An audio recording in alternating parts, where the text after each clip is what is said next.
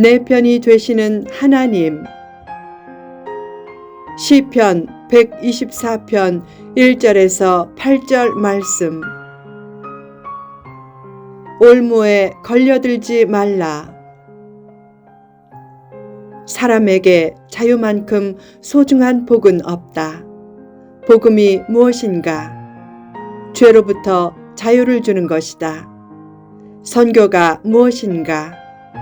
영혼에게 자유를 선사하는 것이다. 사랑이 무엇인가? 누군가에게 자유를 주기 위해 자기 자유를 기쁘게 제한하는 것이다. 자신을 낮추고 자기 자유를 누군가를 위해 절제할 때 더욱 큰 자유가 주어진다. 빈센트 반 고흐는 청년 때 벨기에 남부의 탄광촌에서 전도사로 지냈었다. 당시 탄광촌 사람들은 희망 없이 살고 있었다. 그들에게 복음을 전했지만 사람들은 외면했다. 어느 날 저녁 여러 광부 가족들이 예배당으로 몰려왔다. 고흐는 기뻐하며 그들에게 믿음과 소망을 전했다. 예배 후 한 광부 아내가 눈물을 글썽이며 말했다. 다시 하나님께 마음문을 열게 이끌어 주셔서 감사해요. 고흐는 그날의 갑작스런 변화 이유를 알지 못한 채 귀가했다. 그리고 집에서 거울을 보면서 깜짝 놀랐다. 그날 낮에 연료용 석탄을 주었는데 그 일로 인해 그의 얼굴 곳곳에 석탄가루가 묻어 있었기 때문이었다. 자신이 광부들과 같은 모습이 되었기에 광부들이 마음문을 연 것이었다. 자신을 낮추면 소통이 이루어지고 참된 자유도 얻는다. 오늘날 가장 큰 문제는 사람들이 참된 자유를 잃고 뭔가에 속박되어 사는 것이다. 하나님의 축복은 파멸에서 건진받는 구원의 축복과 더불어 사냥꾼의 올무에서 벗어난 새처럼 되는 자유의 축복도 포함하는 것이다. 지금도 사탄은 영혼을 파멸시키려고 끊임없이 올무를 놓는다. 혼자 힘으로는 그 올무를 벗어나기 힘들다. 새는 공중에서 날면서도 땅에 있는 작은 곡식이나 벌레를 발견해 먹을 정도로 눈이 밝다. 그런 새들이 왜 사냥꾼의 올무에 걸리는가? 사냥꾼이 올무를 기막히게 잘 놓기 때문이다. 사탄은 올무를 잘 놓기에 그 올무의 존재를 알면서도 걸려들 때가 얼마나 많은가. 사탄의 올무에 걸려드는 이유. 왜 사탄의 올무에 걸려드는가?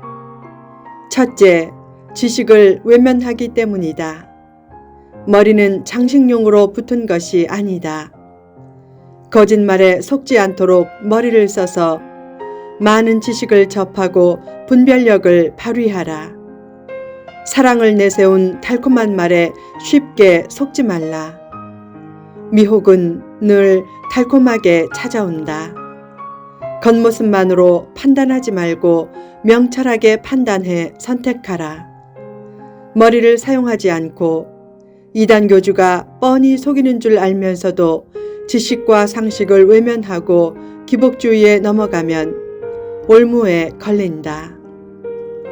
둘째, 지나친 염려 때문이다. 지나친 염려는 습관에 가깝다. 염려가 습관이 되면 염려가 없는 것도 염려한다. 염려의 토양에서는 말씀과 기도의 씨가 잘 자라지 않는다. 염려는 대개 실체가 없는 것이다. 염려로 에너지를 소모하지 말고 염려하는 시간을 오히려 말씀과 기도 시간으로 삼으면 생각과 시각이 달라지면서 인생도 달라진다. 전쟁으로 죽는 사람보다 염려로 죽는 사람이 더 많다. 염려에 붙들려 살지 말라. 지나친 염려는 불신이다. 셋째, 가난 때문이다.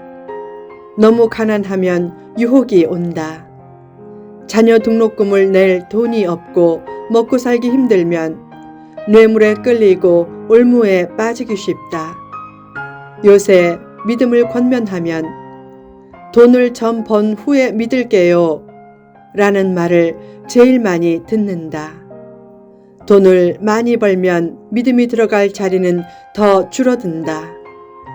사람들은 많이 가져야 큰 소리 칠 수 있고 용기가 생기는 줄 알지만 믿음이 없으면 아무리 많이 가져도 그것 때문에 오히려 더 불안해진다. 참된 용기와 평안은 돈이 주기보다는 오히려 믿음이 준다.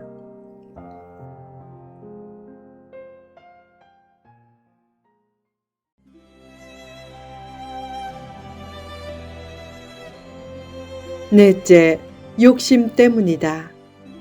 욕망 자체가 죄는 아니다. 사람은 누구나 잘 살고 싶고 남보다 뛰어나고 싶은 욕망이 있다. 그 욕망을 다스리지 못해 욕망의 노예가 되는 것이 문제다. 내면에 뿌리를 내리려는 욕망과 이기심에 대해 강력한 퇴거 명령을 내리라. 풍요가 다 좋은 것은 아니다. 풀을 죽이는 강력한 제초제는 영양가가 넘치는 성분으로 이루어졌다. 곡식에게 유익이 되는 영양분을 몇 배 더 넣으면 그것이 오히려 독이 된다. 그래서 하나님은 성도가 원하는 대로 다 주시지 않는다. 어떤 사람은 기도한다. 주여, 폭포수처럼 부어주소서. 그렇게 폭포수 같은 축복을 받으면 오히려 믿음이 죽을 때가 많다. 이런 기도가 좋은 기도다. 하나님, 물질과 권세와 명예를 쫓아 살지 말고 최선을 다해 땀을 흘리며 살게 하소서. 땀이 없이 넘치는 물질은 인생 제초제가 되어 결국 그것이 가정과 행복을 죽이고 인격을 파괴한다.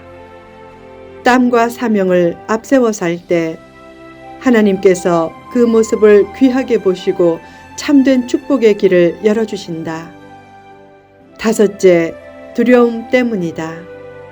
어떤 사람은 너무 겁에 질려 올무로 뛰어들고 또한 올무인 줄 알면서도 올무를 벗어나지 못한다. 올무에서 과감히 벗어나라. 요셉은 고난이 예상되는 상황에서도 주인 아내의 유혹을 뿌리치는 용기를 발휘했다. 사도 바울은 편한 생활을 과감히 버리는 용기를 발휘했다. 하나님의 뜻과 대의를 위해 십자가의 삶을 각오하고 시베리아 벌판에도 홀로 있을 각오를 하면 용기가 생긴다. 그 용기를 가지고 염려를 떨쳐내면 올무에서 벗어나 새로운 역사를 펼칠 수 있다. 내 편이 되시는 하나님. 사탄의 올무에서 빠져나오기 쉽지 않기에 하나님의 도움이 필요하다. 하나님이 도와주시면 요나처럼 물고기 배 속에서도 다시 살아날 수 있고 다니엘처럼 사자굴도 벗어날 수 있다. 다윗은 그런 반전의 은혜를 많이 체험했다. 그래서 고백했다. 우리의 도움은 천지를 지으신 여호와의 이름에 있도다. 창조주 하나님이 도우시고 함께 하시면 어떤 환경도 두려울 것이 없다. 중요한 것은 창조주 하나님이 내 편에 계시는가 하는 것이다. 내가 하나님 편이 되면 하나님도 내 편이 되어주신다. 다윗은 늘 하나님 편이 되었기에 대자유의 축복도 누렸고 하나님도 그의 편이 되어주셨다. 하나님이 우리 편이 되어주시지 않았다면 우리는 완전히 파멸되었을 것이다. 그러나 하나님이 우리와 함께 하시면 어떤 고난도 두려워할 필요가 없다. 하나님은 세상 끝날까지 우리와 함께 하겠다고 약속하셨다.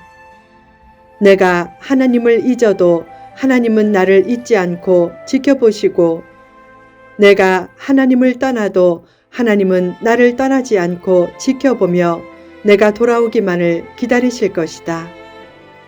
때로 큰 어려움과 고통과 상처를 겪는다. 때로는 사업에 실패할 수도 있고 사랑하는 가족을 잃을 수도 있다. 그때 내 영혼을 누가 구원하고 위로할 수 있겠는가? 하나님밖에 없다. 성도다운 모습이 나타나도록 사람의 시선을 의식은 하되 비굴한 모습으로 사람의 눈치를 보지는 말라. 하나님 편이 되고 하나님의 눈치를 보는 것이 중요하다.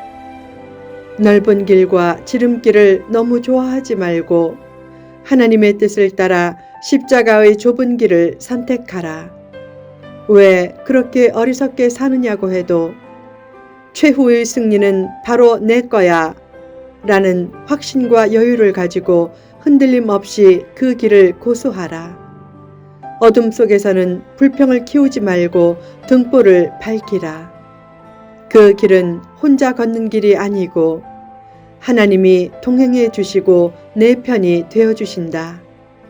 하나님이 내 편이라면 어떤 고난도 두려워할 필요가 없다. 믿음의 수위를 높이면 어떤 장애물도 넘어갈 수 있다.